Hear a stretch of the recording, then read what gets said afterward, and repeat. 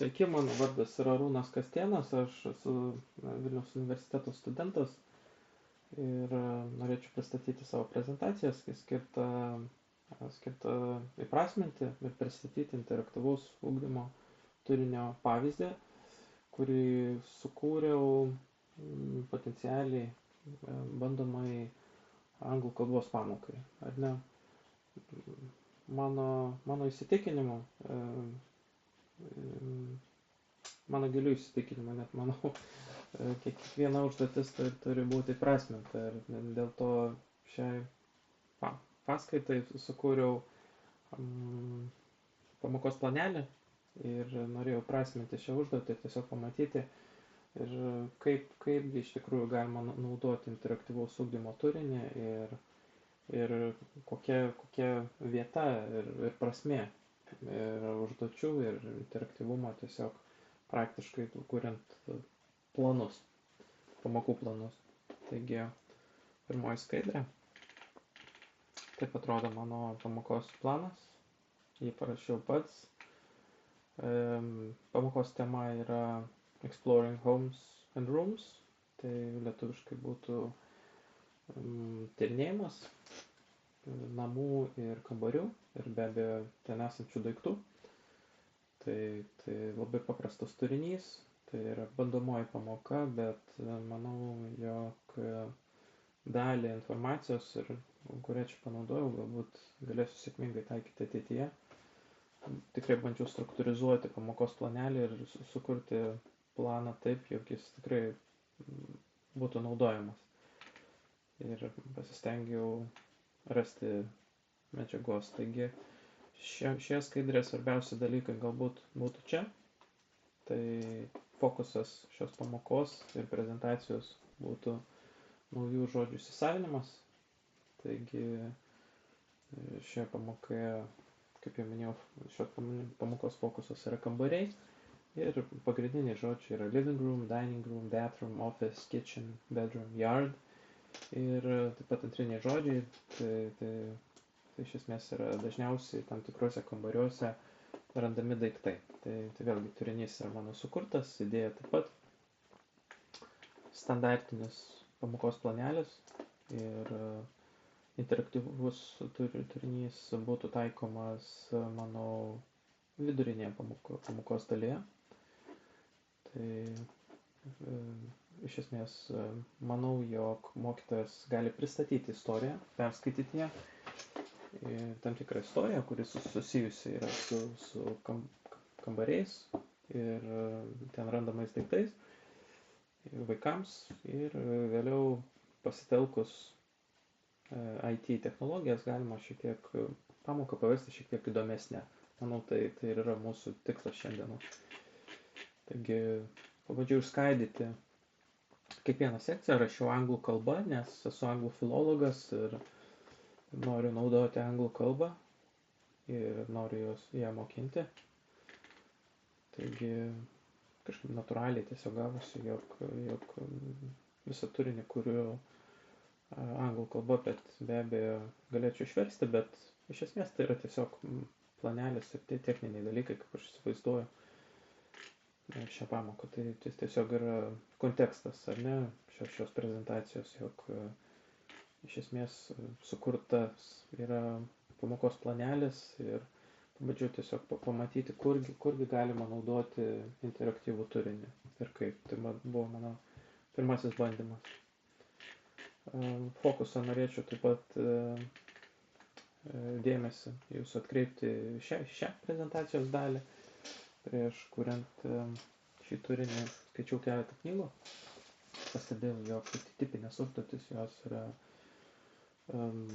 paimamos iš knygų ir manau, jog viskas yra tvarkoje ir knygos ir toliau turi būti naudojamos, tačiau dalį idėjų galima paimti iš knygų, kurios skirtos mokinti anglų kalbą ir tiesiog perkelti jas jau į kitą mediumą, ne, į kitą plotmę. Tai šiuo atveju būtų IT ir interaktyvus turinys. Štai yra viena pagrindinių dalių nes šiek tiek pabandžiau šiek tiek kūrybiškai pažiūrėti šią užduotį ir šiai pamokai sukūriau ir istoriją, ir interaktyvų turinį. Neapsiribojau vienu dalyku, nes manau, kad jie puikiai dera tiesiog. Ir dėl to parašiau istoriją, anglų kalba. Ir tai yra istorija apie berniuką, kuris tyrinėja kambarius savo name, naujuose namuose, kur gyvena. Galiu perskaityti dalį tiesiog istorijos, nes manau, ją galima tiesiog perskaityti. Once upon a time, there was a curious boy named Leo. He loved to explore his surroundings quite a lot. One sunny afternoon, he decided to visit each room in the house his family just recently moved in. First, he went into the living room. The couch looked like a big cloud. There was a huge TV there also. Leo sat down and imagined he was flying in the sky. Štai yra pirmas tiesiog pavyzdys to, kaip parašiau šį tekstą. Ir fokusas yra be abejo naujų žodžių įsisavinimas. Tai šiuo atveju tai yra the living room, gyvenamasis kambarys, bei keletas kitų žodžių, kurie yra atributiniai, sakyčiau, kurie galėtų tiesiog būti naudojami, kaip suprasti geriau, apibendrinti galbūt tą kambarį, ar ne šiuo atveju. Taigi tai yra istorija, kurią parašiau. Berniukas tyrinėja namus, vėliau jis įeina ir į virtuvę, ir į vonią, ten jis šiek tiek pažaidžia su vandeniu, taip pat jis nueina ir į ofiso kambarį, kai kuriuos anglosaksų namuose galime rasti tokius kambarius taip pat. Taip pat jis nueina ir į virtuvę, ten jis pamato sausainius, jis juos osto, jam jie patinka, vėliau jis nueina į savo kambarį, ten taip pat jam patinka labai, jis pašokinėja ant lovos, lyg kengūra, ir vėliau jau jis tiesiog palieka savo kambarius ir išbėga į lauką. Taigi ir lauke jis taip pat tyrinėja ir tai, ką mato ir žiūri. Tai tiesiog tai vat tokia trumpa istorija. Aš nenoriu šiuo metu skaityti visos istorijos, nes tiesiog mes prie jos grįšime ir jūs pamatysite kodėl. Taigi štai yra kertinė vizualizacija šios prezentacijos, tai yra planelis ir kaip matote viršuje susideda iš kelių sekcijų, ar ne, tai namo planas ir kertiniai žodžiai čia būtų living room, dining room, bathroom, office, kitchen, bedroom, yard. Tai atitinkamai yra žodžiai, kuriuos reikėtų įsisavinti šios pamokos metu. Šis planelis, manau, irgi taip pat turėtų būti rodomas pamokos planų vaikams. Jie galėtų ir tiek įrašyti čia tam tikrus atributus, ar ne, arba spręsti užduotis, kurias sukūriau. Tai va, taip pat tai yra sąrašas pagrindinių žodžių, kurias reikėtų išmokti ir antriniai žodžiai, kurie yra atributai, ar ne, atributiniai žodžiai, kurie taip pat pasitaiko. Tai jeigu mes tiesiog šiek tiek įsižiūrėtumėme šios žodžius, tiesiog pamatytumėm, jog jie atitinka ir tam tikros pozicijos, ar ne, kurias čia matome, sakykime, vonė, ne, bath. Tai jie randama šitame kambaryje. Tai atitinkamai yra bathroom. Štai čia. Taigi. Ir manau, mes turėtumėm jau šiek tiek daugiau susipažinti su Lumi programėlė. Taip, norėčiau pratęsti mūsų šiandienos prezentaciją ir tiesiog jau daugiau šiek tiek pasižiūrėti, kaip atrodo Lumi programėlė, ne? Sukurtos yra 3 užduotis susijusios su šios pamokos tema. Galime paspausti View. Ir štai, matome mano sukurtą pratimą, kuris iš esmės paremtas yra tekstu, istorija, kurią sukūriau. Taigi, anksčiau nenorėjau jos skaityti, nes tiesiog tai būtų užėmę per daug laiko, bet dabar galime tiesiog greitai peržiūrėti Lumi Lumi programėlės galimybės, kuriomis naudojausi čia.